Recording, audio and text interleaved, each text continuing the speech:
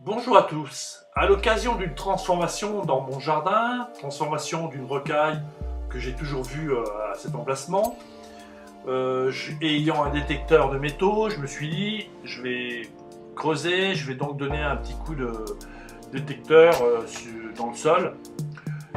Et par le plus grand des hasards, il y avait une cible que je n'arrivais pas à trouver. Et au bout d'un moment, je me suis aperçu qu'en fait, il n'y avait pas de cible métallique dans la terre, mais que c'était un gros morceau de roche qui sonnait, en fait. Donc j'étais assez surpris. Bon, c'est vrai que cette rocaille avait été constituée de pierres un peu spéciales, intéressantes par leur forme ou leur matière. Et bon, elle a sûrement été faite par mon grand-père, je pense que très très longtemps ça a été fait. Voilà. Donc cette pierre, je vais vous la présenter et je vais vous demander quand même de m'aider à en définir l'origine. Voilà, je vais poser le bloc de roche sur une pierre de taille et je vais y passer le détecteur un peu de partout pour bien vous montrer que ça sonne. Bien sûr, il ne faut pas trop discriminer, hein, sinon ça ne sonne pas, mais bon, ça sonne comme du fer. En fait, hein. Voilà, sur la face supérieure, bon, je la manipule un peu brutalement, je trouve. Voilà, en dessous. Et voilà, je fais un petit test sur la pierre de taille pour montrer qu'elle-même ne saute pas. Voilà. Voilà, j'ai fait plusieurs photos que je vais vous présenter. Je vous laisse les regarder tranquillement. Mais avant, j'aimerais vous dire que, bon, donc je l'ai pesé. Son poids est de 13,350 kg et son volume est de 4770 cm3. J'ai fait la masse volumique qui est donc de 2,798. Bon, mes calculs ne sont pas peut-être très rigoureux. D'ailleurs, en fin de tuto, là, je vous expliquerai comment j'ai fait, si ça vous intéresse. Je voudrais vous dire aussi qu'un aimant colle sur la pierre. Bon, je vous laisse regarder les photos, il n'y en a pas beaucoup, hein, il y en a 6 ou 7. Et après, si ça vous intéresse, les tutos pour le poids, le volume et l'aimantation de la roche. Mais surtout, j'aimerais avoir des commentaires et que vous me disiez ce que vous en pensez. Franchement, ça m'intéresse beaucoup. Voilà, bonne journée à tous et à bientôt.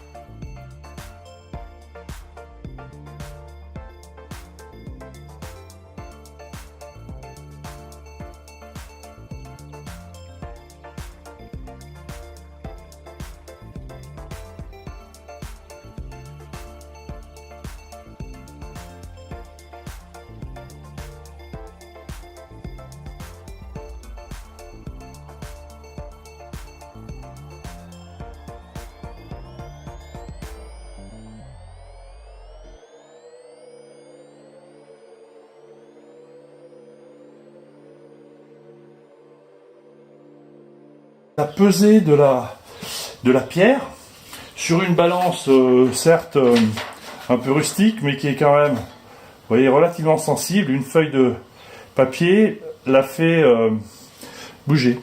Voilà. Donc j'ai posé la météorite supposée sur un plateau. Voilà. Et je vais donc mettre des poids pour avoir son poids à peu près exact pour faire après sa masse volumique. Voilà, là j'en suis déjà à 9, 10, 11.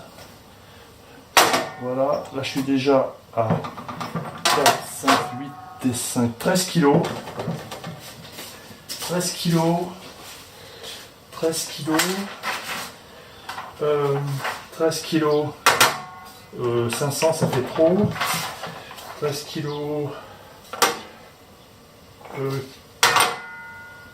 400 c'est un peu trop. Donc 13 kg. 300. 50. Voilà, nickel. Voilà, donc on peut estimer son poids, sa masse, quoi. 5, 6, 7, 8, 9, 10, 11, 12, 13, 13, 200, 350. Je vais essayer de déterminer le volume de la pierre. Pour ce faire, j'ai rempli une bassine d'eau. Là, je vais la compléter.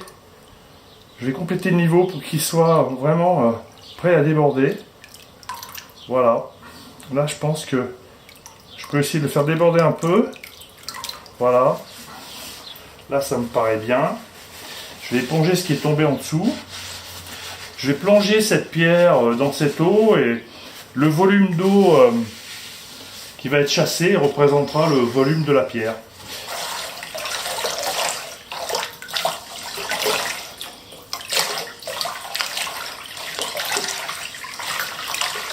J'espère que le récipient du bas va être assez grand. Là, il faudrait que je remonte mon bras parce qu'il va prendre beaucoup de volume.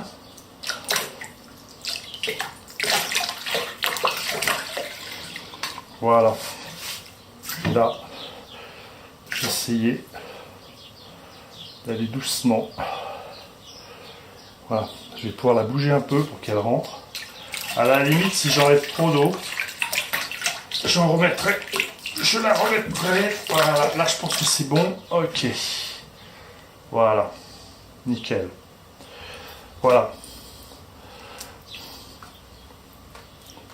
Bon, faut que je laisse cette eau dedans. Bon, je compterai un peu plus d'eau. Voilà. Et là, je vais donc compléter le niveau avec l'eau que j'ai chassée. Voilà. Donc, normalement, là, voilà. Là, c'est bon. Peut-être encore un petit coup, ça va se vider. Voilà. Non, un peu. Bon, je sais pas si ma méthode est vraiment exacte. J'espère. Il y aura sûrement un peu de perte. Ce que je fais tomber ou... Bon, voilà. Là, c'est normalement, ce qui reste en dessous, c'est le volume de la pierre.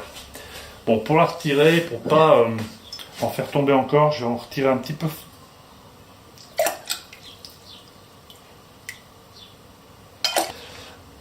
Voilà, j'enlève la casserole avec la pierre dedans. Là. J'enlève ça. Bon, c'est sûr qu'il y a un peu de perte, puisque ça, c'est mouillé. Je perds un petit peu d'eau qui représente... Voilà. Donc, faut maintenant que j'évalue le volume de cette eau. Donc, j'ai vidé cette casserole, là. Je vais m'en servir de récipient pour peser l'eau. Donc, je vais faire le tarage de la casserole. Donc là, j'ai l'équilibre. Donc ça, ce ne sera pas le poids de l'eau, ce sera le poids de la casserole. Donc, je vais le mettre à part. Voilà. Et maintenant, donc... Ah, ça pèse... Ouais. Ouais, il y a un léger... un peu trop, là, quand même. La feuille pèse quelque chose, finalement. Alors, qu'est-ce que je vais faire? Je peux faire ça. Et ça. Ouais, voilà. C'est bien, là, comme ça. Voilà. Bon, maintenant, je vais verser l'eau dans la casserole. Alors, c'est là où, si je me manque, j'en fais tomber à côté. Mon truc ne sera pas juste. Donc, là... Merde, il y a un peu qui est tombé.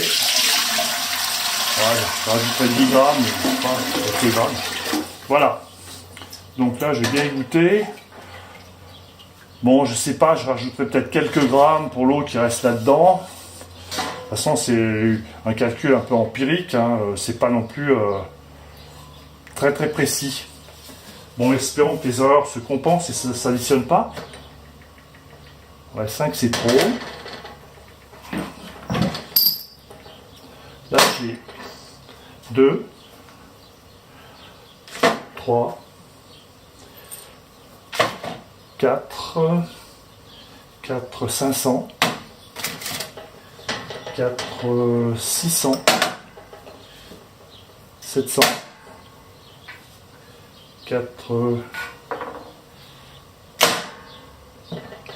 trop, alors 4, ouais, je compterai après, je sais plus où j'en suis. Là, là, voilà, c'est à peu près ça. Ça penche un peu, mais c'est un peu l'eau que j'ai laissé tomber à côté. Voilà, donc on peut estimer qu'il y a donc 2 kg, 3 kg, 4 kg,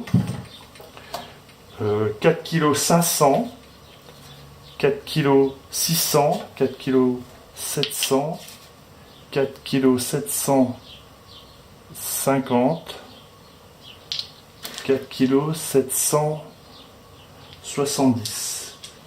Voilà, là je fais un petit test avec un aimant. Bon, l'aimant colle à la pierre, il n'y a pas de souci, il reste accroché. Voilà. Il ne me reste plus qu'à vous dire au revoir et j'attends vos commentaires avec impatience. Voilà. Bonne journée à tous.